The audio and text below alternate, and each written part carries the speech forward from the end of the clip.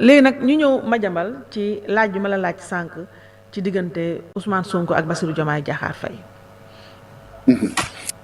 laaj bi nga laaj am na solo trop gis nga bu fekkee Bassirou Diomaye Faye dafa bëgg a jël responsabilité am sénégalais yi comme ni mu ko waxee le 31 décembre ni dañ koo jox ay responsabilité te moom il met ça au-dessus de tout mu bu nekkee dëgg ci moom mu jël ay responsabilité am mu neex mu naqari moom ak Ousmane Sonko mënatuñoo ànd man nag duma bax di wax ay diggante ay nit mais bu dee lu concerne réew mi dinaa ci wax fa seeni goj di jaxasoo ak la leen boole démb ak bërki démb ak bu ñu bokkee di naan attaaya ak di tirer leur 400 coups ensemble sama yoon nekku ci sama ngañ nekku ci mais li ma intéressé mooy Sénégal Aïssatou lenn nga war a xam te Sénégalais war koo xam moo di réew mi dellu na ginnaaw réew mi biime na te Ousmane Sonko ko delloo ginnaaw moo ko biimeel te aussi longtemps maa ngi wax ci télévision lay wax yaa ngi may dégg Sénégalais yaa ngi may dégg te duma wax lu deñ musuma wax nit weddi ko wala nit contredire ma aussi longtemps que Ousmane Sonko restera premier ministre du Sénégal Sénégal du dem fenn du liggéey ak benn partenaire au développement du tubaab du français du Union européenne du Amérique du Canada du Japon du Chine du Turquie du Émirats arabes unis du Arabie saoudite du kenn du dugal dërëmam ci Sénégal réew ma nga xam ne Ousmane Sonko ko jiite kooku mu neex a dégg mooy dëgg mu naqaree dégg mooy dëgg bu dee nag Bassirou Diomaye Faye digganteem ak Ousmane Sonko jaral na ko Sénégal wala waxu man affaire li ko Ousmane Sonko def ak di ko xase ak ay nitam man loolu samay nekku ci moom bu dee xolam wala yaa dënnam accepté na ko kooku affaire am la mais man waxu réew mi laay wax bu dee moom réew mi intéresse na ko mu taxaw fii mook Ousmane Sonko ñuy gàggantanite mel ni ñaari xale ku nekk rëdd sa rëdd du bàyyi naan doo ko boo ko jéggee réew mi ëpp na loolu Sénégal ëpp na loolu du ma ko dàq parce que bu ma ko dàqee àddina xas ma wala du ma démissionner parce que ëppale moo ci mbir mi wala dañuy théâtre Sénégal war a ëpp lu mel noonu war dañoo dépassé loolu réew mi dépassé na loolu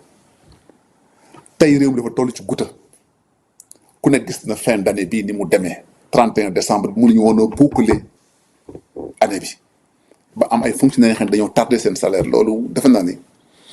at bi Sénégal gëjee fay salaire le 5 janvier c'était le 5 janvier 1994 à la veille de la dévaluation du franc CFA kon on est en retard de 31 ans loolu mooy réalité ku weddi nga recherché li ma lay wax kon foofa la Sénégal toll tey te le pire est à venir aujourd'hui le 16 mars 2026 le Sénégal fait face à des échéances de plus de 300 milliards de francs CFA yoo xam ne mënuñu ko fay sans compter les dépenses courantes de l'État entre le 16 mars et le 30 mars on a encore une échéance de plus de 400 milliards Sénégal mënu ko fay te kenn du ko jox dërëm tant que Ousmane Sonko est premier ministre kooku mu neex mu naqari mooy li am amul benn partenaire bu mu mën di doon bu koy def parce que d'abord financement international Sénégal amut accès du ci ñaari financement internationaux lañ fi amoon muy 2024 juin 2024 ak août 2024 750 millions de dollars ak benn 450 millions de dollars boobu lañ ko jël am financement international dañ leen tëjal buntu yëpp loolu dañ ci dellusi ci expliquer lu ko waral après UEMOA la ñu dem di jël xaalis ci espace UEMOA li ko waral moo di espace UEMOA Sénégal rek moo fa mën a jël xaalis fi mu toll nii Côte d'Ivoire dañoo boucler seen eurobond am financement à des taux plus intéressants que le marché sous-régional et sur une longue période kon soxlawuñu lépp sur le marché de l'UEMOA économie yi nekk ci UEMOA mooy Mali Niger ak Burkina régime militaire ya fa nekk kenn du leen lebalati c'est des pays yoo xam ne seen signature baaxatul kenn du leen wóolooti kon Sénégal rek moo nekk sur le marché am ñi nga xamee ne dañ nekkoon dans le financement international doon utiliser sax l'espace UEMOA pour jox Sénégal mais dañu dem ba Sénégal fi mu toll mënatuñ koo jox ndax situation dafa dégradé wu ku ne gis na notation Standard & Poor's notation Fitch ak notation Moody's ku ne xam ne Sénégal dafa dellu ginnaaw ba même loolu du samay wax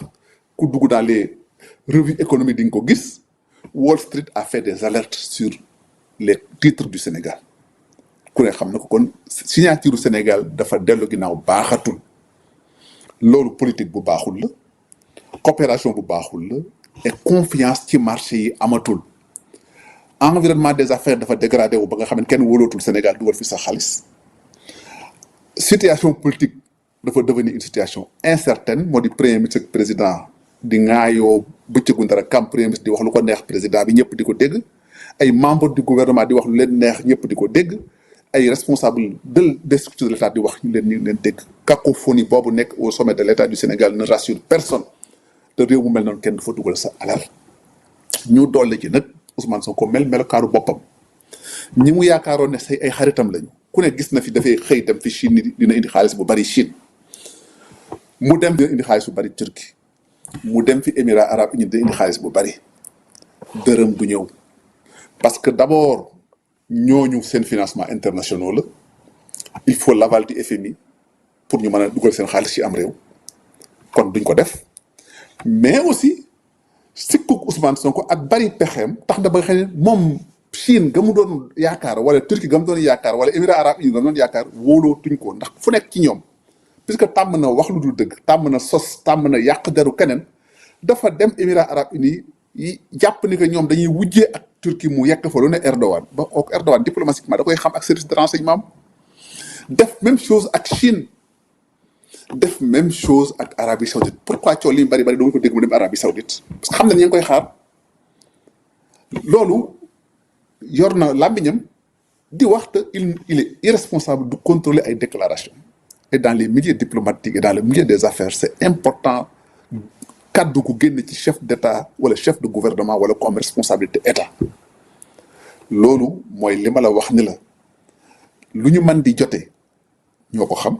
mais État du Sénégal boole na leen parce que bu dee président Bassirou Diomaye Faye dafa bëgg a renouer ak financement internationaux renouer ak partenaires traditionnels du Sénégal du mën a ànd ak am premier ministre bu tudd Ousmane Sonko président Bassirou Diomaye Faye demandé na France yi ma nekk mu jàppale leen ci seen relation ak FMI parce que Sénégal mënu ko dafa am ku koy li ñuy wax ku tuteur lay mën a am pour digganteem ak FMI comme ni ko Grèce amee woon bi mu tolloo problème comme ni ko Ghana amee bi mu tolloo problème comme ni ko Espagne amee bi mu tolloo problème comme ni ko Mozambique amee bi mu tollee problème partenaire boobu wala tuteur boobu nag day nekk ku am doole sur la scène internationale am un poids financier ou économique important France ci gën a jekk mais France xamal nañ ko ni ko mu neex mu dégg mu naqaree dégg ni ko dina jafe ñun ñi wax FMI na liggéey ak Sénégal te fekk FMI bis bu yàlla sàkk ñu leen di yekk lu mel ni xamee wala di leen discrédité matagul ñetti fan Ousmane Sonko def na maninam amul lu mu yekkul FMI kon dina jafe pour France ak keneen nga dikk naan dimbal leen kii kat tam leen di saaga di leen xas wala France bi ci boppam yow nga naan ko dimbali ma ci ñële te sa premier ministre lu ne muy koy yàq France bis bu yàlla sàkk loolu xel mënu ko nangu loolu di diggante coopération internationale ak aussi ay actes de malgouvernance yi nga xam ne dañ koo posé parce que fii dans la finance internationale xaalis bu fi génn ak financement dafa am traçabilité munoo dikk coowul Azer ni fii léng munoo koo lijjanti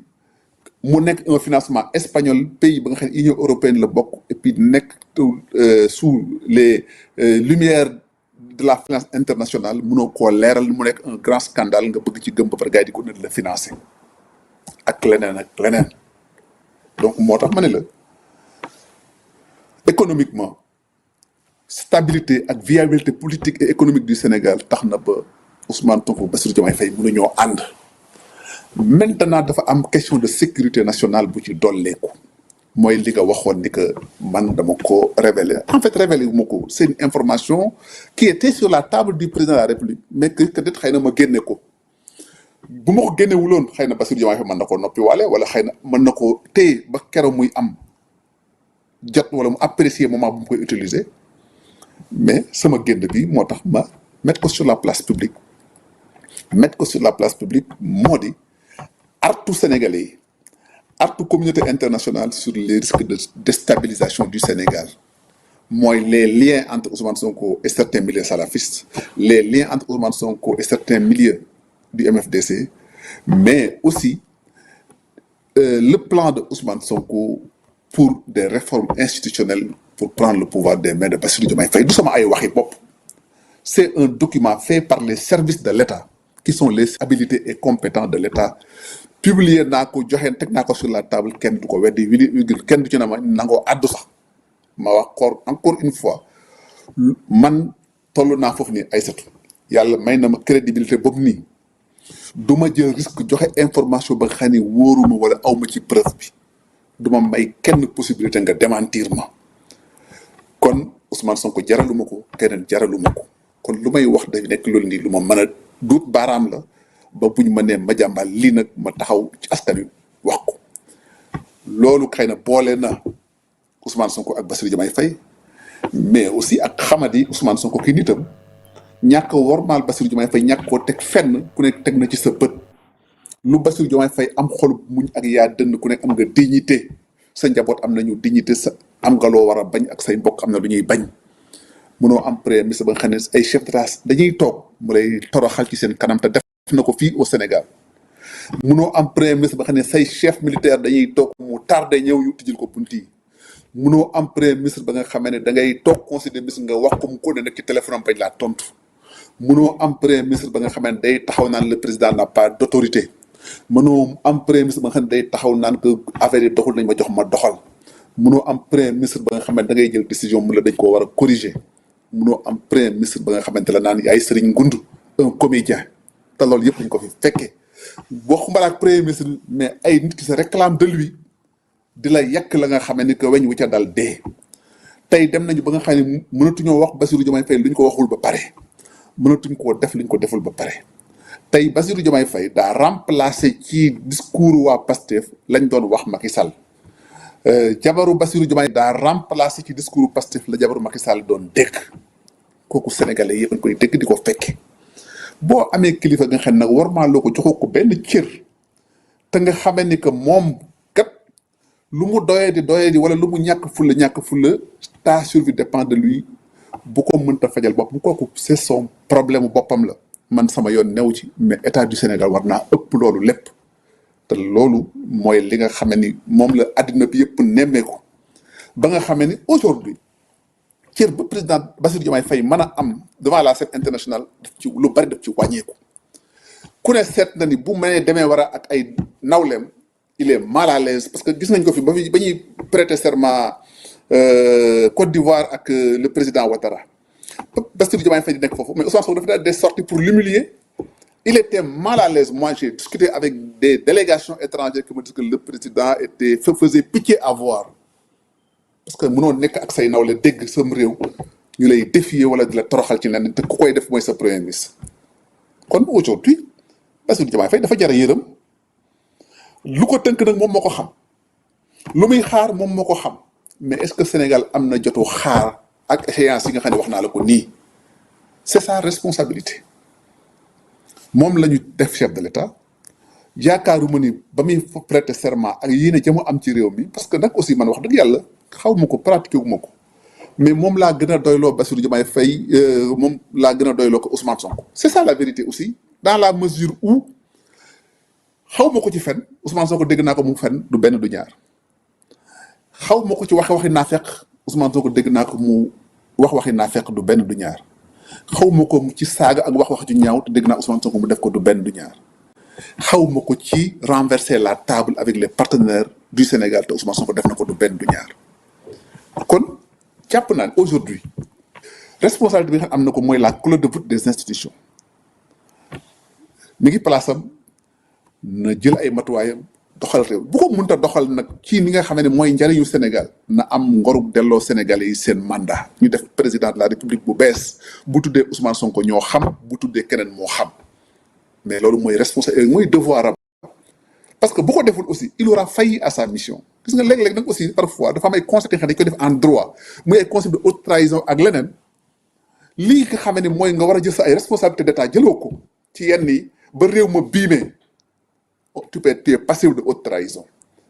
kenn warul yaakaar wala nga kenn nisarul yorul mu yàqoo ci sa loxo te warut a yàqoo ci loxoy Bassirou Diomaye Faye te war mën a yàqu parce que réew mi mën nañ ko defar la situation est catastrophique mu neex mu naqari doon naa ko wax depuis juin 2024 ni leen fii la ñu jëm daañu xuloog FMI daañu dootuñu jot financement ñuy fël sama gémmiñ tey loolu moo ñu dal moo ñu dab te la situation sera encore pire à la fin du premier trimestre 2026 loolu mu neex a dégg moo am mu naqaree dégg moo am na nga jël date bu ñu soppiwul réew mi soppiwul ñu doxalin di nga gis ci Sénégal lu fi musta am déjà gis nañ fi lu fi musta am ba pare munoo toog fii agricole bi taxaw fii ñu mën a toog mënuñoo xam nu ñuy jëndee gerte paysans yi mu nekk seen loxo premier ministre bu waxee jëm fële ministre de l'agriculture wax jëm fële ministre du commerce wax jëm fële ministre des finances wax jëm fële musta am Sénégal nga toog ba le mois de janvier paysans yi seen i gerte dekk seen loxo xamuñu ni ñu koy def te mënoo koo lijjanti tey réew mi toll na foofu